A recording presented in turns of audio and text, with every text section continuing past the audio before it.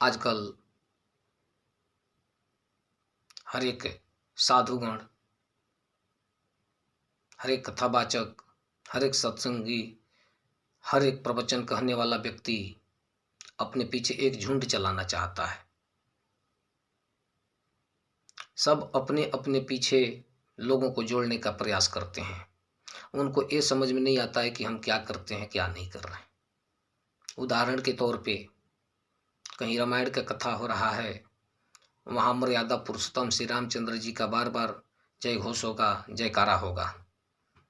वहाँ कृष्ण की चर्चा नहीं होगी, भगवान विष्णु की चर्चा नहीं होगी, दुर्गा जी, काली भगवती जगदम्बा की, लक्ष्मी की चर्चा नहीं होगी। वहाँ केवल ये समझाया जाएगा कि भगवान राम ही दुनिया के मालिक हैं।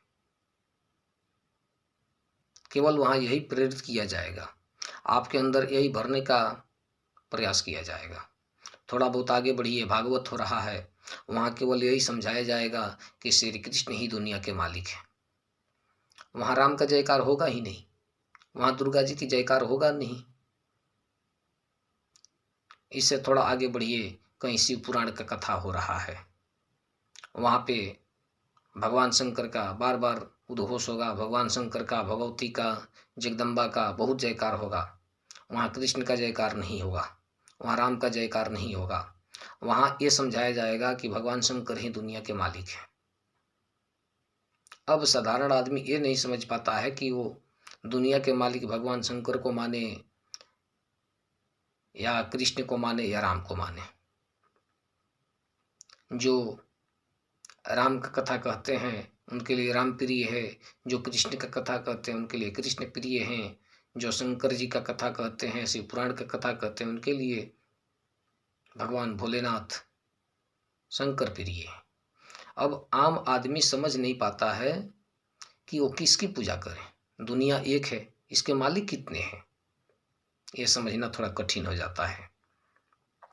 इसीलिए गुरु आरती में कहा जाता है कि नाना पंथ जगत में निज निज गुण गावे। सभी धर्म, सभी पंथ अपने अपने गुण गाते हैं। तो नाना पंथ जगत में निज निज गुण गावे, सबका सार बताकर गुरु मार्ग लावे। वही गुरु है, वही पारमिष्टि गुरु है, वही जगत गुरु है। तो हम इन कथावाचकों के चक्कर में नहीं पड़ करके, हाँ, हमें कथा श्रवण करनी चाहिए, कथा सुनना चाहिए।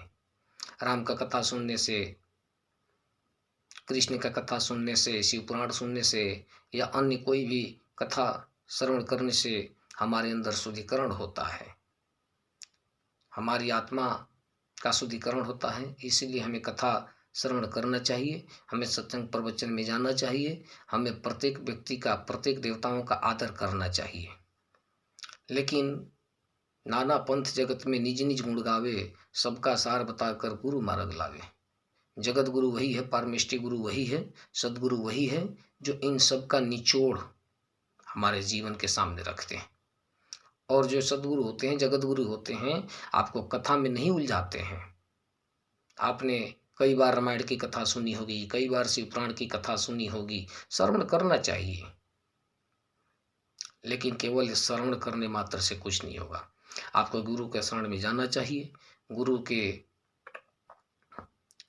आज्ञानुसार, गुरु से दीक्षा लेकर के अपने जीवन को साधना के मार्ग पे आगे बढ़ाना चाहिए, ईश्वर के रास्ते पे चलना चाहिए, पूर्णता के रास्ते पे चलना चाहिए।